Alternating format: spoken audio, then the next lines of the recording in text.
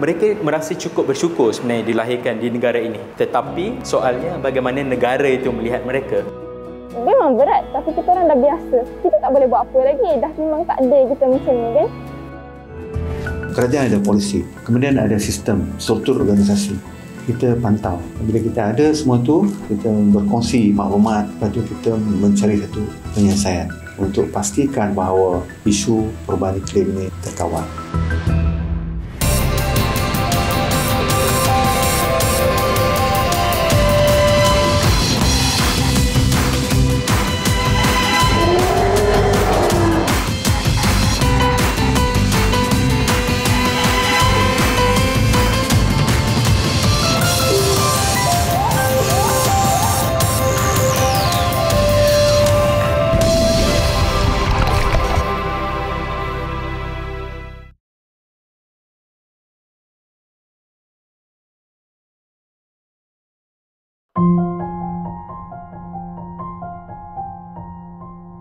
Lorong Haji Taib.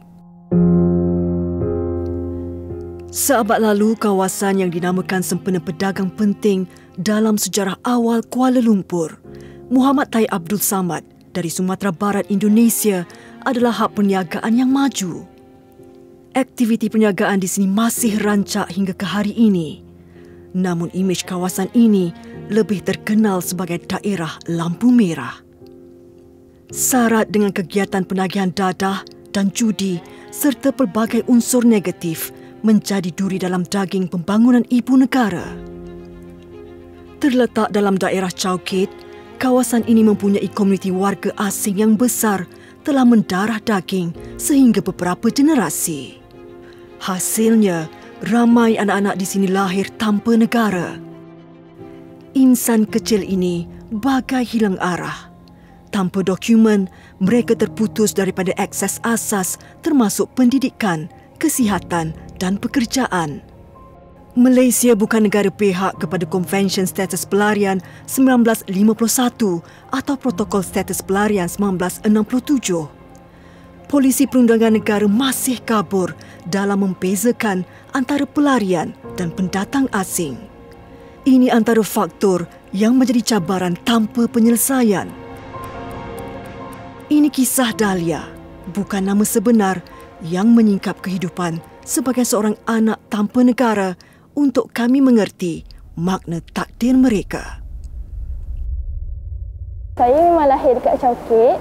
Mak bapak saya berasal pada Indonesia tapi saya lahir di Chowkit. Saya membesar di Chowkit jugalah. Saya tak pernah pergi ke mana-mana selain Chowkit. Jadi kiranya memang saya katak bawah tempurung lah. Saya tak pernah pergi Selangor pun saya tak pernah. Berusia 14 tahun, anak sulung tiga beradik ini pada mulanya mendapat pendidikan alternatif di sebuah sekolah agama di Kampung Baru. Perubahan polisi bagaimanapun menyebabkan sekolah itu tidak lagi menerima anak tanpa negara. Namun bagai takdir, di sebalik lorong ini, Dahlia terjumpa secebis hak istimewa yang tidak dapat dinikmati semua. Kawan-kawan pun main dekat depan-depan sini kan. Lepas tu kebetulan tiba-tiba satu hari tu saya tengok dekat belakang ni, kenapa ada buku, pasal ada budak-budak pula belajar. Jadi saya curiga dan saya join sekali. Lepas saya tanyalah, ini ada apa? Lepas tu mak saya pun suruh saya masuk situ. Lepas tu Cikgu Ayu memang orang yang baik hatilah. Jadi dia pun suruh, dia izinkan saya belajar kat situ dan ya, sampai sekarang lah. Program yang dimaksudkan Dahlia ialah buku jalanan Chowkit. Program sukarelawan yang bermula sebagai perpustakaan jalanan pada Ogos 2015 diasaskan bersama Siti Rahayu Baharin atau Cikgu Ayu. Ia kini berubah menjadi sekolah alternatif serta tempat selamat untuk anak-anak tanpa negara bermain. Bagai permata tersembunyi, ruang masuk ke sekolah ini mempunyai kubu kecil dalam bentuk kedai runcit yang telah bertapak lebih separuh abad di bangunan ini. Nurul Atikah Yusri, antara insan terpilih menabur bakti dalam usaha murni buku jalanan Chowkit sejak tahun 2015. Graduan ijazah matematik gunaan yang bukan sahaja mengajar anak-anak tanpa negara, malah menggalas tanggungjawab sebagai ketua pembangunan pelajar di sini. Bila saya datang tu, saya disapa oleh seorang student yang tak kenal. Saya first time datang, dia pun first time nak jumpa saya kan. Tapi dia datang, "Kak, nak belajar dengan Kak." Saya macam, oh dia tak kenal pun saya, tapi dia nak je belajar dengan saya kan. So dari situ saya macam, saya tiba-tiba jatuh cinta dekat tempat ni semua. So daripada September 2016 sampai ke saat ini, saya dengan Perjalanan Cokit. Lebih mesra disapa Cikgu Tikah. Menurut guru matematik ini, anak-anak di sini ada yang diasuh oleh jiran akibat ditinggalkan ibu bapa sejak kecil. Mereka mangsa kepada ibu bapa tanpa dokumen perkahwinan serta kekurangan maklumat atau gagal mendaftarkan anak mereka untuk mendapatkan kewarganegaraan Malaysia. Kita punya objektif utamanya mestilah kita nak bagi pendidikan. So kita memang percaya pendidikan ni untuk semua pelajar, untuk semua kanak-kanak. Tak ada seorang kanak-kanak pun yang tidak berhak ke atas pendidikan. Semua perlukan pendidikan. Pendidikan tu hak mereka. Yang kedua, kita memang nak sediakan satu tempat selamat untuk mereka. Kalau tengok dekat Cokit ni, tempat perniagaan, tempat bisnes.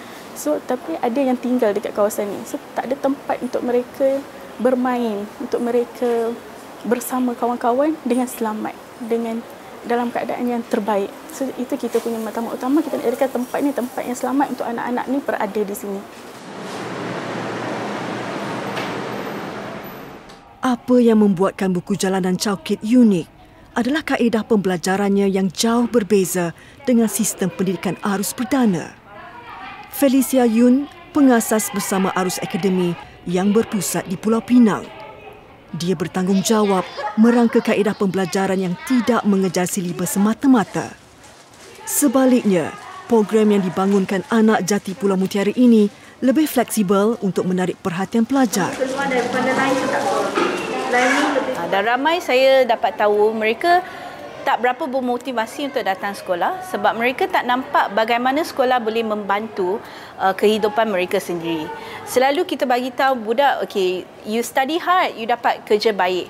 Right? Tapi dia sangat long term. Murid tak nampak sangat like, kenapa saya boleh kerja sekarang? Kenapa saya nak sekolah lagi 5-6 tahun baru bekerja? Kan dia tak nampak sebenarnya apa yang dia belajar kat sekolah terus boleh apply dalam kehidupan seharian. Buku Jalanan Cokit antara yang terawal melamar untuk mengaplikasikan program yang dikenali sebagai pembelajaran berteraskan projek untuk anak-anak tanpa negara di Kuala Lumpur. Walaupun masih sibuk menguruskan akademinya, Felicia kini melebarkan sayapnya ke Kuala Lumpur untuk memberi sepenuh perhatian merangka perjalanan akademik anak-anak buku Jalanan Cokit bagi pendidikan rendah dan menengah. So, bila kita buat project-based learning ni kan, murid boleh nampak pengetahuan dalam textbook tu terus diaplikasikan dalam kehidupan seharian dia. So, itu boleh menarik minat dia lah. Dan dari situ kita nampak sebenarnya anak-anak murid di sini banyak potensi. So, ramai mereka dapat pick up kemahiran program ni dengan sangat cepat.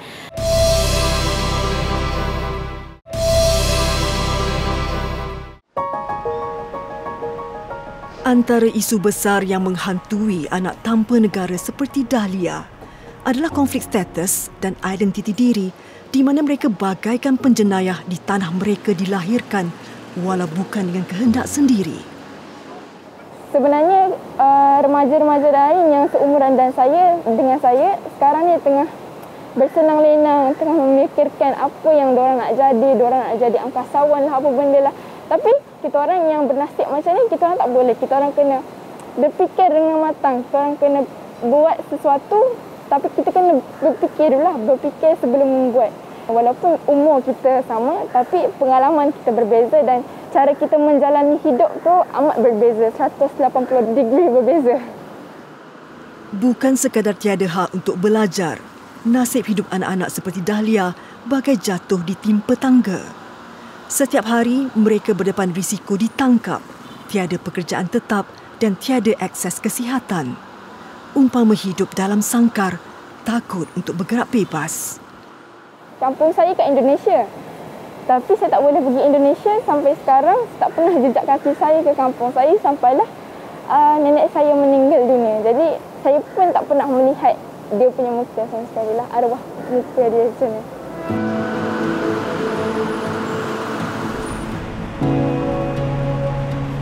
Biarpun dihimpit cabaran besar, Dahlia bersyukur diberi peluang menikmati secubit kehidupan normal di buku jalanan, terutamanya hak untuk belajar. Saya sedar yang saya ni tak ada banyak kekurangan, tapi sekurang-kurangnya saya ada pendidikan yang dikasih oleh buku jalanan Chalkgate. Jadi saya rasa saya ni walaupun tak pergi sekolah biasa, tapi saya setaraf dengan yang lain lah. Jadi kalau orang cakap saya ni bawah daripada diorang, saya memang tak terima. Sebab kalau nak cabar saya berani. Sila cabar saya kalau anda mahu setelah.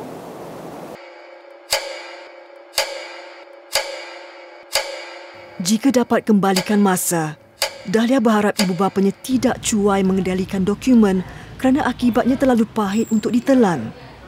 Cita-citanya sebagai akaunten hancur terkubur, terbatas akibat tiada pengenalan. Profesi yang kini diidamkan adalah sesuatu yang lebih bebas. Dahlia nekat untuk menjadi seorang penulis. Mata pena lebih tajam daripada pedang untuk mengembangkan kempen berkisarkan anak-anak tanpa dokumen. Dahlia menceritakan kisah hidup rakan senasibnya dalam versi komik digital di laman Instagram buku jalanan Chalkgate. Kita orang buat komik advokasi tu pun berdasarkan pengalaman-pengalaman kita sendiri. Jadi senang nak dapat cerita-cerita tu sebab kita memang berada dalam situasi tersebut. Jadi kalau kita nak cerita je, kita just panggil kawan kita sebab kita memang senasib kan. Jadi cerita yang kita ada, kita lalui itu memang bermacam ragam lah sebagai orang yang tiada kerakyatan. Antara kisah yang beruntun jiwa adalah mengenai Nizam, pemuda yang ditangkap akibat kesalahan orang lain dan ditahan kerana tiada dokumen pengenalan. Bagi saya dan kawan-kawan saya, itu semua biasa. Itu dah menjadi hal yang kita hadapi tiap hari. Jadi kalau orang tanya, tak berat ke? Kita orang memang berat, tapi kita orang dah biasa sebab kita kena biasakan diri kita. Kalau kita tak biasakan diri kita, kita tak boleh buat apa lagi. Dah memang takdir kita macam ni kan. Dalam program pembelajaran anak-anak di BJCK, Felicia masih menerapkan silibus pendidikan arus perdana. Namun, pembelajaran di sekolah alternatif yang berkapasiti 40 orang ini mementingkan topik pembelajaran yang boleh terus diaplikasikan dalam kehidupan mereka. Ini bermakna pelajar turut didedahkan kepada topik seperti pemahaman terhadap status dan identiti serta kepentingan mengenal pasti dan mengurus kesihatan mental dalam rutin harian mereka. Anak murid di buku jalanan ni, dia tak masuk sekolah tradisional, sekolah kebangsaan. So sometimes mungkin dia umur 8 atau 9 tahun, ialah pertama kali dia dapat pendidikan. So kita kena tengok tahap dia dan kita cuba buat perjalanan akademik dia. Memandangkan perjalanan akademik anak-anak buku jalanan berbeza dengan sistem warga negara, sekolah alternatif ini menjaga dan menumpukan perhatian kepada setiap pelajar bagai pelanggan individu. Tiada tekanan ujian kelas, tiada markah lulus gagal, tiada diskriminasi, hanya pencapaian peribadi. That is sort of the magic of project-based learning juga. Sebab bila kita, contohnya, murid sekarang sedang belajar tentang identiti dia. Dan untuk fahamkan identiti dia, sebenarnya ada topik genetik. Tapi topik ni di tingkatan 4. So sebenarnya kita tak perlu tunggu pun sampai tingkatan 4 baru buat, tapi dia berkaitan kan. So we actually did topik tu dengan anak murid kita dan dia boleh faham pun, boleh sebab dia terus nampak connection dia tahu tentang identiti dia dengan genetik dia. Menurut Felicia, biarpun anak-anak di sini diberi peluang untuk belajar, trauma menjadi penyebab anak-anak BJCK pada mulanya agak berat untuk berkongsi pendapat mereka. Hasil program pembelajaran berteraskan projek yang bebas diskriminasi dan tekanan membuatkan anak-anak ini lebih lantang bersuara. Ini merupakan elemen yang penting dalam pembangunan akademik mereka untuk menjadi suara yang mampu membawa arus perubahan sebagai advokat komuniti yang dilihat sebagai tiada arah tuju ini. They're just children and they didn't ask to be stateless juga, right? They are born into the situation, and I feel like they need to also know that there are people fighting for them. There are people that believe in them, that want them to be successful, and sort of rooting for them lah. Because I think often they also feel like they're not wanted anywhere. So I think that's why we need to create this safe environment for them. Antara kaedah pembelajaran luar kotak yang dijalankan dalam projek mengenali identiti mereka termasuk dokumentasi I That Speak, sebuah inisiatif komuniti yang memberi gambaran realiti kehidupan harian mereka. Sebenarnya idea ni bermula waktu itu kita dapat lihat bagaimana pada awal-awal PKP itu sentimen anti-migrant worker, sentimen anti-Rohingya membuat-buat. Penting untuk kita ada satu dokumentasi untuk anak-anak tanpa dokumentasi, anak-anak tanpa negara ini dan pengalaman mereka belajar ketika pandemik. Zikri bersama gandingan jurugambar Akmal Zamri dan Faisal Aziz mengajar anak-anak ini penggunaan kamera filem serta cara untuk mengekspresikan perasaan mereka dalam seni kreatif. Walaupun kelas hanya dijalankan secara atas talian, setiap gambar yang diketik memberi 1001 perspektif dan kisah yang jarang didengari. Waktu awal-awal kita cakap, okey, kita ada nak buat projek untuk dokumentasi pengalaman mereka ini, sebenarnya bukan sekadar melalui fotografi, tetapi lebih pada dialog, proses dialog bersama anak-anak itulah. Kalau kat KL ni ada kawasan pegunungan lagi best lah. Sebab saya boleh duduk bersendirian. Lepas tu saya masuk dunia saya sendiri. Kalau melalui gambar tu rasa ceria lah sebab pergi dengan kawan-kawan sekali tu. Ambil gambar sekali dengan kawan-kawan. Seekor ayam macam terperangkap dalam satu kawasan yang sama. Saya takut macam kesusahan dia ialah tak boleh pergi jauh lagi. Hasil itu jelas di dalam buku I That Speak, ya, di mana kompilasi 28 hasil karya pelajar ini dibukukan. Dan di situ kita boleh lihat catatan anekdot mereka itu, kalau kita boleh lihat cukup apa orang kata, kira bertolak dari titik hati, daripada hati mereka sendiri. Mereka merasa cukup bersyukur sebenarnya dilahirkan di negara ini. Tetapi soalnya bagaimana negara itu melihat mereka ataupun masyarakat negara kita melihat mereka ini. Jelas, buku Jalanan Chowkit teguh mencurahkan kudrat demi anak-anak yang terhimpit di jalanan ini. Kita cuba nak cari peluang-peluang untuk anak ini pergi lepas ni. Sebenarnya ke depan ni apa jadi? Kita tak nak setakat tu je. Kita nak tunjuk bukti datang sekolah buku jalanan ni dapat something. Dapat, bukannya repeat balik cycle sebelum ni. Jadi itu yang kita tengah cuba, kita nak cari ruang-ruang peluang tu dekat mana untuk kita ketengahkan lagi anak-anak ni, untuk kita bagi balik hak dia orang. Sepanjang 7 tahun saya dengan buku jalanan, banyak yang saya belajar daripada anak-anak ni. Saya bertahan sebab dia orang. Masih ada dekat sini pun sebab dia orang. So, kita boleh nampak beza antara orang yang diberi peluang dengan orang yang memang dah ada peluang.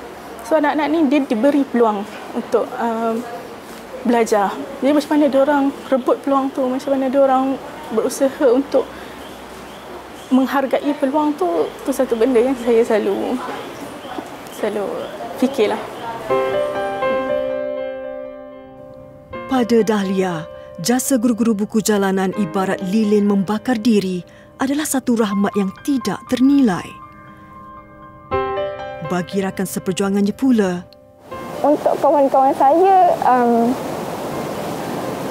agak sensitif sikit lah. Susah pula. Tak apa.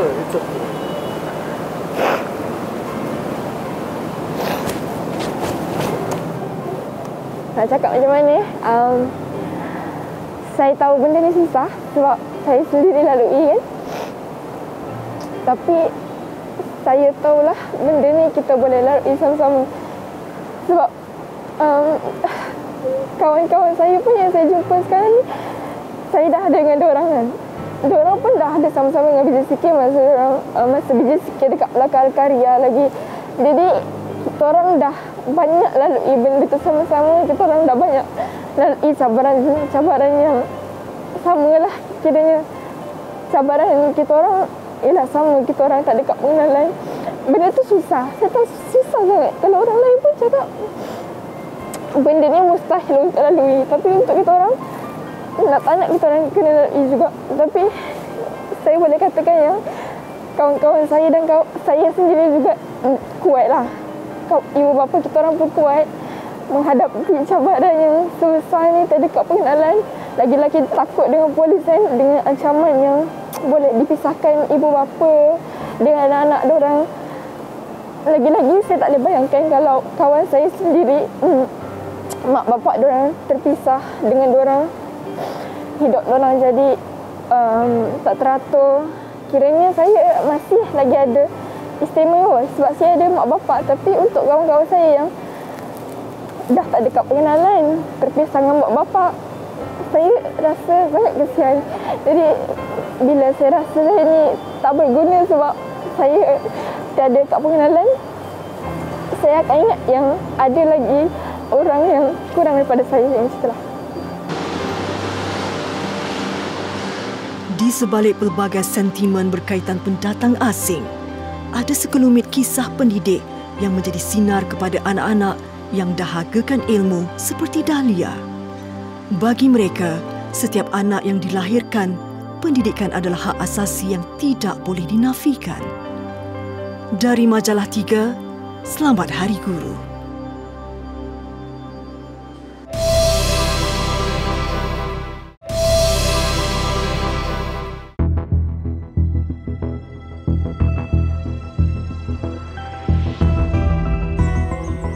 Keindahan biodiversiti alam, sama ada flora atau fauna ciptaan Tuhan, sentiasa memukau pandangan mata. Seluruh rantaian kehidupan termasuk manusia bergantung padanya. Namun, sejauh manakah ia dapat bertahan? Rentetan berita kebelakangan ini berkaitan bencana alam dilaporkan di seluruh dunia, terbalik juga di Malaysia.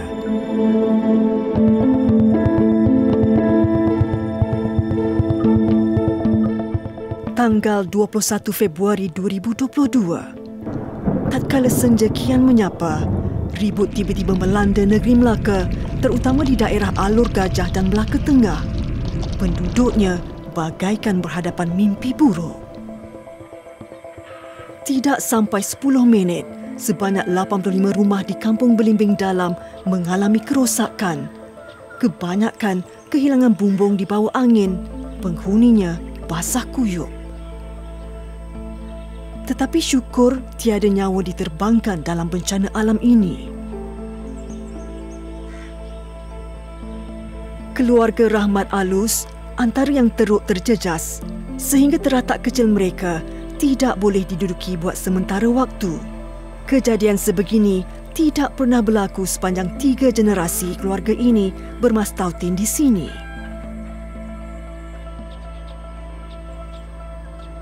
Angin ribut cuma dia angkat atau berderap ni sekali. Tengok ni ada jatuh ke depan. Habis orang tu bangun ni pula dia angkat. Sekejap masa kejadian tu terlalu pantas. Dalam katanya bila roboh ni semua dah lari ke depan pintu sana. Bila lari depan, semua dah berlongkok lah adik-adik kan, anak buah semua. Yang masa tu menjerit-jerit lah. Anak buah semua menjerit apa semua. Saya ni yang boleh saya lawang azan ni lah. Lawang azan ni tak hirau lagi. Habis depan ni pula dia angkat. Lari ke depan sampai lari ke depan rumah ni. Keadaan masih lagi angin kuat. Hujan dengan ribut dengan kilat, talian telefon semua putus. Kita tak dapat nak hubung siapa-siapa kan. Kita semua boleh tawakal lah duduk macam tu lah. Nak menunggukan reda angin ni. Rahmat membuat andaian bahawa kejadian yang menimpa kampungnya ini berkaitan dengan pembangunan yang telah banyak menelan penangkis bencana, iaitu bukit dan belantara. hutan semua dah tolak, dah naikkan perumahan apa semua. Maknanya keadaan cuaca tu tak ada tahan. Macam kata apa, angin tu datang dulu ada bukit, mana bukit tu bertahan. Angin tu pesong, dia pesong ke sana, pesong ke sini. Tapi mana sekarang dah kerakusan manusia, bukit dah tak ada, apa dah tak ada, angin tu terus datang. Maknanya kita macam mana pun kita kena hadap lah.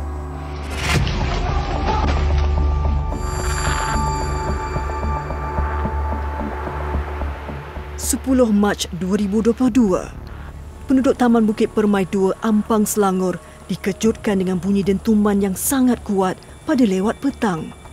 Sebahagian bukit yang tersegam elok di belakang taman telah menyembah bumi. Sekelip mata telah menjejaskan 15 buah rumah, 10 kenderaan dan yang paling menyedihkan, 4 nyawa telah terkorban.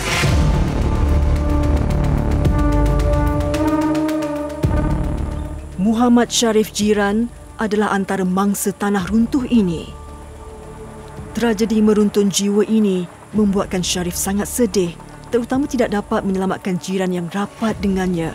Selain harta benda, mengalami kerosakan yang teruk. Bila letupan yang pertama, saya dengar, kenapa letupan ini sangat kuat dan hampir dengan rumah saya. So saya keluar ke rumah. Dengar letupan yang kedua. Letupan kedua saya dah nampak pokok yang ada vibration, dah bergegar tu. Saya dah nampak. Jadi dalam masa tak sampai 1 minit, landslide yang pertama dah turun. Dah turun, dia tak sampai ke rumah saya nampak apa lumpur tu ada di depan sini lah. Ketika slide yang pertama tu, saya rasa penduduk sini masing-masing terkejut dan nak tengok apa yang berlaku. Jadi diorang keluar di atas jalan ni. Dalam 1 minit tu juga berlaku runtuhan yang kedua. So nampak dia slide tu turun, so diorang semua dah menjerit. Dengan saya pun lari. So limpahan dia tu baru dia pergi rumah saya. Berpengalaman dalam dunia kontraktor perumahan, Sharif bagaikan boleh menghidu perkara yang tidak diingini akan berlaku.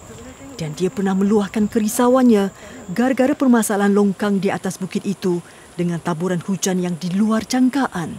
Di dalam belukar itu ada banyak longkang. Jika longkang ni retak sajalah, tetap bila retak saja air akan masuk dalam.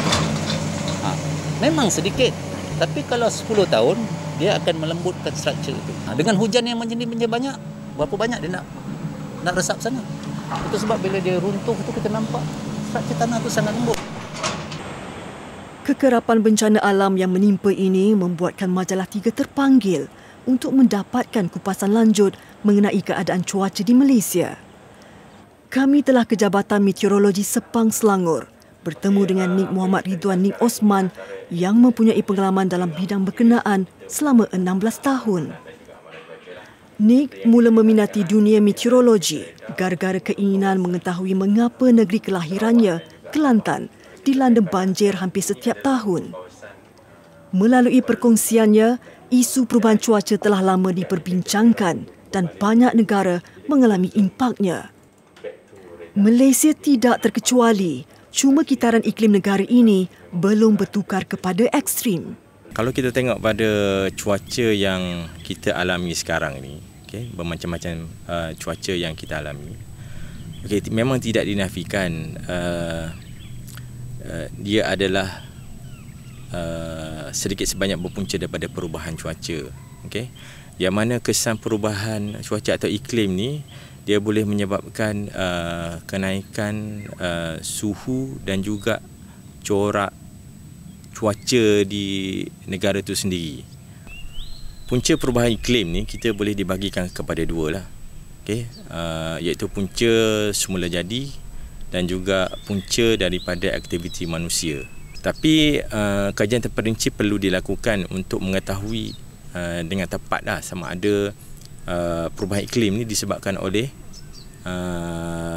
keragaman iklim itu sendiri ataupun disebabkan oleh manusia.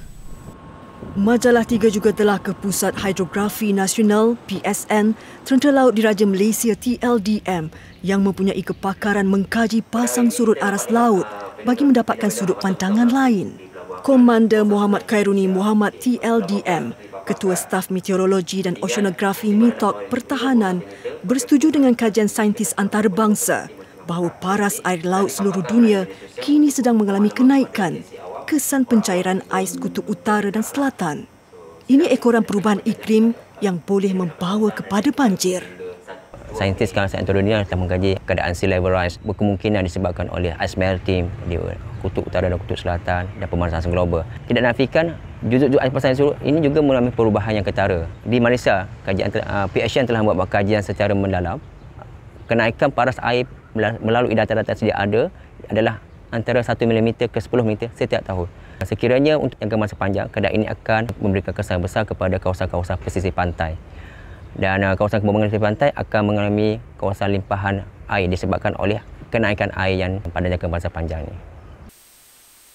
Manakala pertemuan kami bersama Profesor Dr. Ahmad Ismail, Presiden Persatuan Pencinta Alam Malaysia, membuahkan unjuran bahawa Malaysia memerlukan perancangan pembangunan yang lestari supaya dapat mengurangkan impak perubahan cuaca.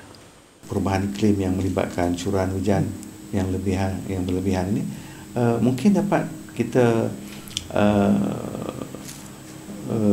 kurangkan ataupun fungsi hutan ini, gunung genang ini boleh membantu untuk mengurangkan bencana yang kita ceritakan pada tiap-tiap tahun tentang banjir. Katakanlah banjir, kita lihat air, kita lihat sungai dan hanya Jabatan Parit dan Salarian saja yang terlibat. Sebenarnya Jabatan Perhutanan juga terlibat. Jabatan Geologi juga dalam pemetaan jenis-jenis tanah. Mereka boleh memberi nasihat yang tepat dan mereka ini sepatutnya digabungkan supaya memberi pandangan dalam penyelesaian masalah.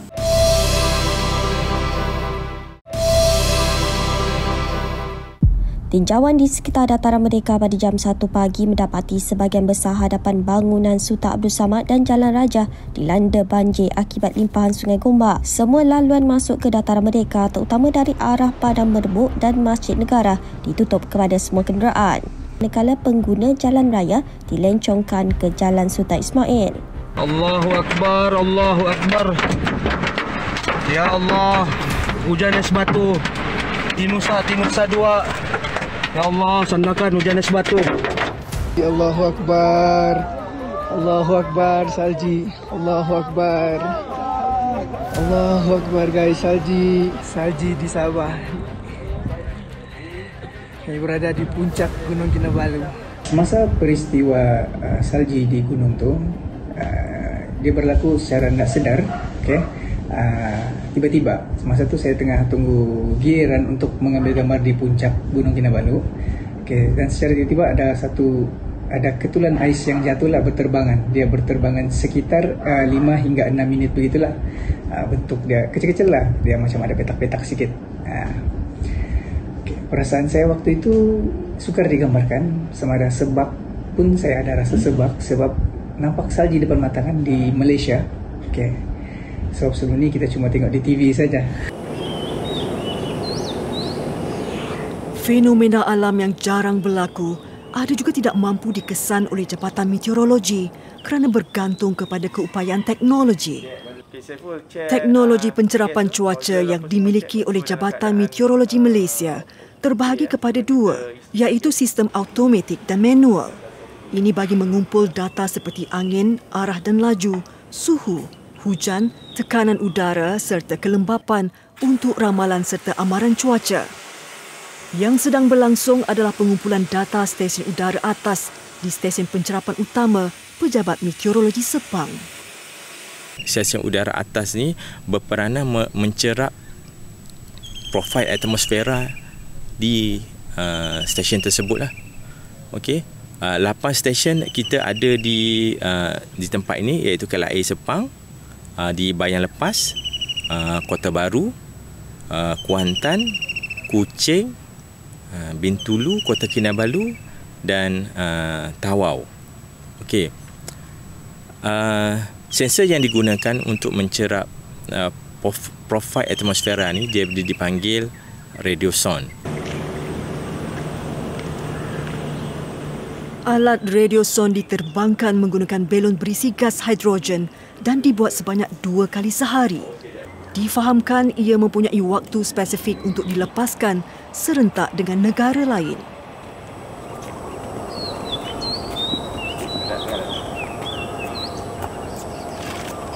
balon tersebut boleh mencerap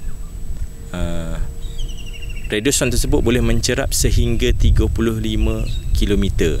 Maksudnya setiap level kita dapat data daripada radioson. Cek balik radioson yang kita nak lancar tadi tu, tengok balik temperature dia berapa. Kita boleh dapat. So ni graf temperature dia ni. Okay. Nilai yang kita dapat. Kepentingan radioson ni, data-data tu kita boleh digunakan untuk meramal, membantu meramal cuaca dan juga terutama sekali untuk ramalan ribut petir di kawasan tersebut.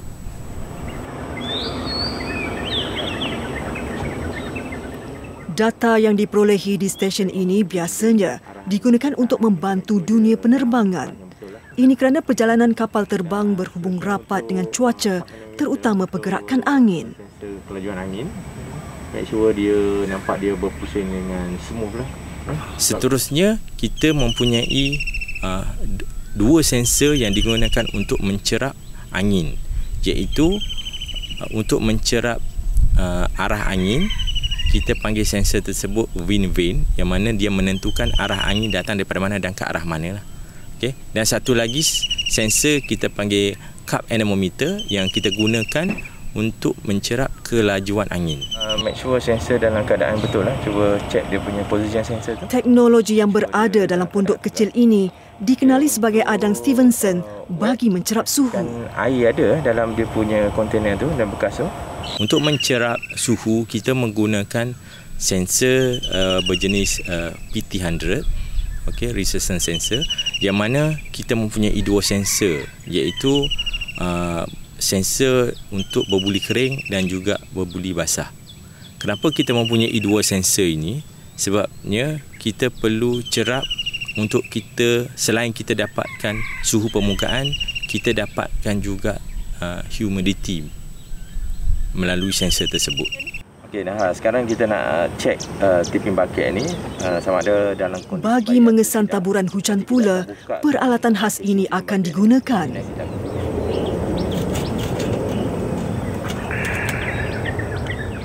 Kita mempunyai sensor yang digunakan untuk mencerap air hujan, yang kita panggil tolok hujan ataupun tipping bucket. Yang mana tipping bucket ni dicerap juga secara automatik, yang mana satu tipping yang bergerak mempunyai amount sebanyak 0.2 mm. Menurut Nick, beberapa teknologi ramalan cuaca yang sedia ada di seluruh negara perlu diberi perhatian. Okey, sekiranya teknologi tidak dilakukan ataupun tidak ditambah baik, kemungkinan ramalan dan juga amalan cuaca kita keluarkan ni agak tersasar. Kenapa? Kerana disebabkan oleh kekurangan sumber yang digunakan untuk membantu dan juga membantu dalam pengeluaran ramalan dan juga amaran cuaca.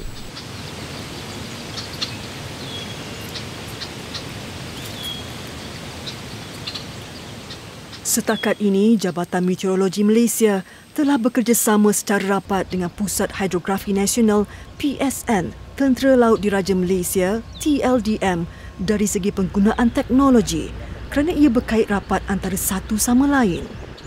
Kajian pasal surut ni amat penting. Walaupun sedikit kajian yang dipakai, tapi memberikan impak yang besar. Kerana daripada pasal surut sini kita dapat melihat kenaikan air, paras air secara menegak, dan juga keadaan pergerakan air dan arus permukaan yang akan memberi impak kepada keadaan pesisir pantai disebabkan oleh hakisan, pembangunan pesisir pantai dan segala-galanya yang berkaitan. Ini adalah elemen ataupun parameter yang diperlukan untuk kajian bagi iklim dan juga cuaca nasional. Walaupun peralatan yang sedia ada sudah memadai dalam memberi ramalan cuaca yang tinggi ketepatannya, tetapi sekiranya diperluaskan, ini dapat memberi jaminan masa depan yang lebih baik.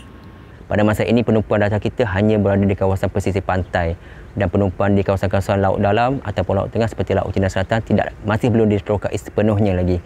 Dan ini memerlukan kos yang agak besar dan memakan masa yang lama kerana kawasan tersebut disebabkan oleh kedalaman, pattern ataupun aset-aset yang perlu digunakan dan kepakaran yang kita perlukan lebih mendalam untuk mendapatkan data analisa dan production yang lebih baik pada masyarakat kami.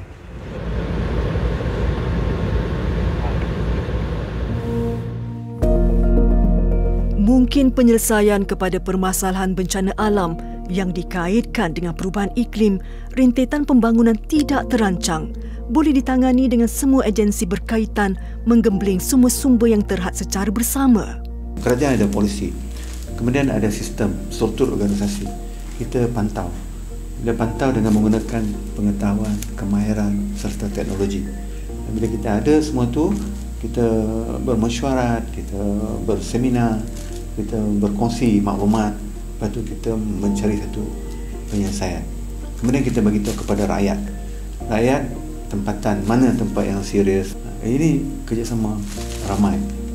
Lepas tu pelibatan komuniti memang dicanangkan di peringkat antarabangsa untuk bersama-sama menjayakan isu perubahan iklim ini. Tapi kalau rakyat sudah faham, rakyat mempunyai kuasa mendesak untuk pastikan bahawa isu perubahan iklim ini terkawal.